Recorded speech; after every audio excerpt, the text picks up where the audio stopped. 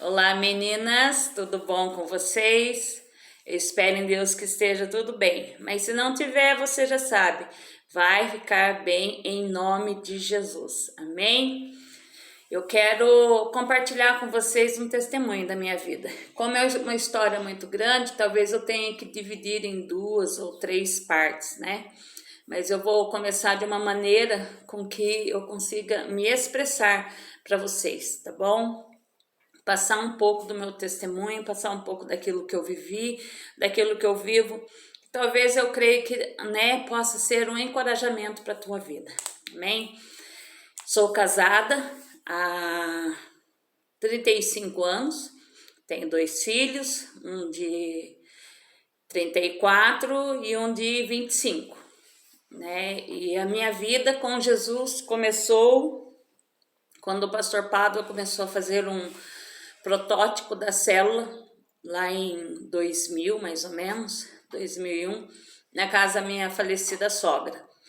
Ali eu comecei a conhecer Jesus e fui me apaixonando por ele, né? Mas era só uma paixão, não era um compromisso. E nesse meio tempo, meu marido ficou doente, foi trabalhar para fora, e no meio desse trabalho para fora houve um adultério. E ele chegou até mim e contou do adultério. E vocês sabem, né, que o alcoolismo ele já abre uma brecha, né, para Zé Pilintra, Sete Ruas, Tranca Ruas, essas coisas assim.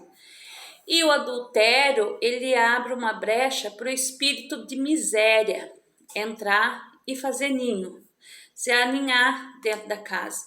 Por isso que muitas vezes as finanças não vão para frente, né? A vida da pessoa não prospera, nada acontece diferente porque existem essas brechas. E meu marido chegou na minha casa e me contou, falou, ele me chama de Sol. Falou, Sol, hoje ele me chama de Sol, mas antigamente era Sol. Ele falou, Sol, eu preciso contar uma coisa para você. Falei, o quê? Ele viu, eu fiquei com uma pessoa lá onde ele estava trabalhando, em outra cidade. Nossa, aquilo deu um nó aqui, um negócio, uma sensação assim que eu não dormi aquela noite, nem na noite seguinte, nem nas noites seguintes. E daí chegou o dia dele ir para outra cidade, eu bati atrás, fui atrás dele lá. Cheguei lá, eu ouvi um monte de coisa dele que eu não precisava ouvir, mas ouvi, porque ele estava alcoolizado. Houve uma desavença entre eu, ele e ela, houve um desentendimento muito grande, foi muito difícil. Ele falou um monte de coisa para mim que eu era, da forma com que ele me via no casamento, e não a forma com que eu me via no casamento. Eu me via como uma pessoa forte, ele me via como uma pessoa mandona. Eu me via como uma pessoa determinada e ele me via como uma pessoa arrogante. E então, depois dessa briga, tudo, eu vim embora. Ele não quis ir embora comigo. Ele preferiu ficar lá com ela porque ela era uma pobre, coitada, ferida, machucada, né? E eu dava conta de mim sozinha porque eu era muito arrogante. Vim embora da minha casa. Passei por um momento muito, mas muito difícil. Ali desencadeou uma depressão profunda. Eu tive síndrome do pânico, eu tive crises de ansiedade. Quando chegava 6 e pouco da noite, assim, começava a escurecer, eu entrava em pânico, eu tinha medo do escurecer, porque dava a impressão que estava me faltando vida. E eu começava a passar mal, se eu estivesse no meio da rua e não cobrisse a minha cabeça, eu desmaiava. Eu acordava lá no hospital já. E naquilo foi passando o tempo, e eu fiquei 3 meses sem dormir, sem comer direito. Eu molhava, umedecia minha boca com algodão, com água, porque eu tinha medo de tomar água e me afogar. Eu tinha medo de tomar banho e morrer afogada com o vapor do banheiro. Eu vinha do Alda Brancal, que eu trabalhava lá, para cá, eu olhava a cidade assim, eu enxergava a cidade inteirinha cinza, sem vida, sem cor, sem vontade de viver, sem nada. E o meu marido lá na outra cidade. Ali eu conheci a oração. um dos meus ministérios, meu ministério preferido. E eu comecei a buscar em Deus, né, para que Deus restaurasse meu casamento. E em cima daquilo que ele tinha dito, da forma com que ele me via, eu comecei também a orar para Deus. Eu falava: Deus, traz meu marido de volta, restaura meu casamento, mas me restaura. Tira de mim essa péssima pessoa. Me transforma numa mulher sábia, numa mulher que venha, né, buscar a tua presença, a tua face, a tua vontade sobre a minha casa e a minha família. Ali eu conheci, né, uma pessoa de oração também. Quando eu entrava em desespero, 2, 3 horas da manhã, eu ia bater lá na casa dela pra gente orar junto e eu vim embora. E certo dia, de manhã cedinho, bateu na porta da minha casa e era o meu marido. Meu marido tinha voltado embora. Às vezes eu tinha vontade assim de jogar tudo na cara dele, falar tudo que eu queria falar.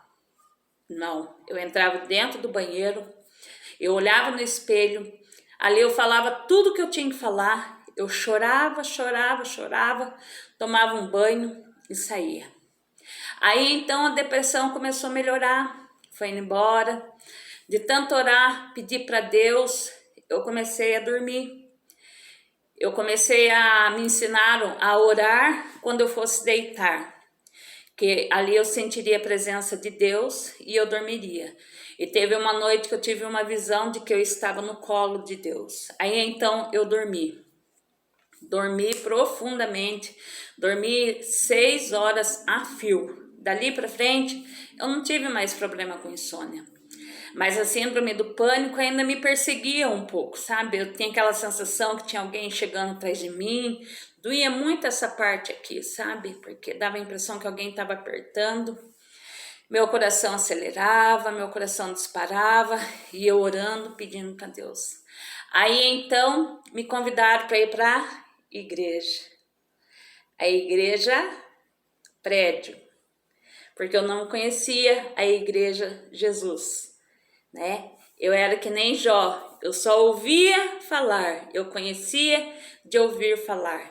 Aí então fui para a igreja. Fui para a Igreja Batista Nova Aliança. E ali eu conheci o Senhor de uma forma diferente. Ali eu conheci o Senhor como meu único e suficiente Senhor e Salvador.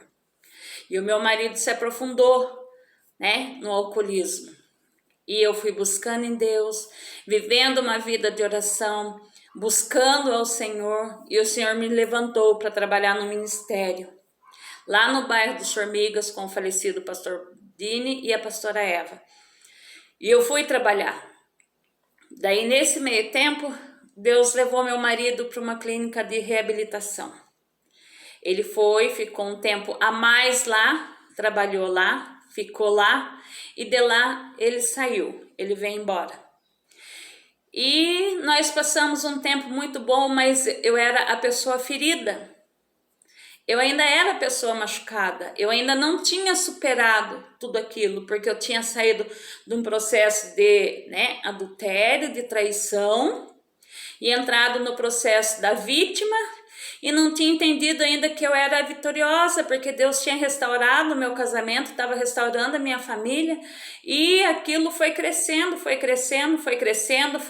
uma ferida em mim, e eu fui me distanciando da vontade de Deus.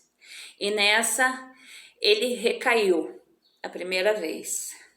Nossa, eu queria morrer, porque eu não compreendia certas coisas.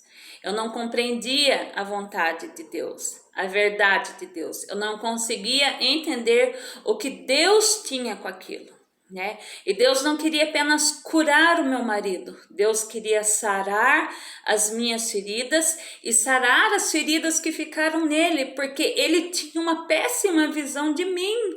Ele me via como arrogante, como prepotente, como uma mulher mandona, como uma mulher que podia todas as coisas, que era totalmente independente. Ele me via dessa forma. Ele não me via como amiga, como companheira. Por mais que eu buscasse ser isso na vida dele, não era isso que eu passava para ele. E não era esse marido que eu queria. Meu pai sempre falava que eu era viúva de marido vivo. E eu não compreendia. Quando eu comecei a compreender que eu era uma viúva de marido vivo, eu comecei a chorar, comecei a buscar, a prantear diferente na forma do Senhor. E mais uma vez houve um adultério. Mais uma vez ele se aprofundou na bebida. Foi muito difícil, foi pior que a primeira vez.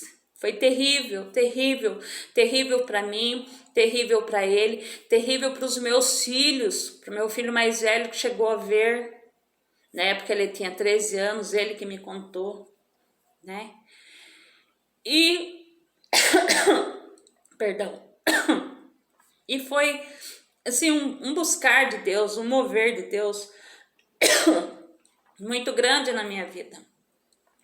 Porque a palavra de Deus fala que a mulher sábia, ela edifica a sua casa. A tola com as suas mãos destrói. E eu havia destruído a minha casa. Mas eu não queria mais ser essa tola. Eu queria ser a mulher sábia.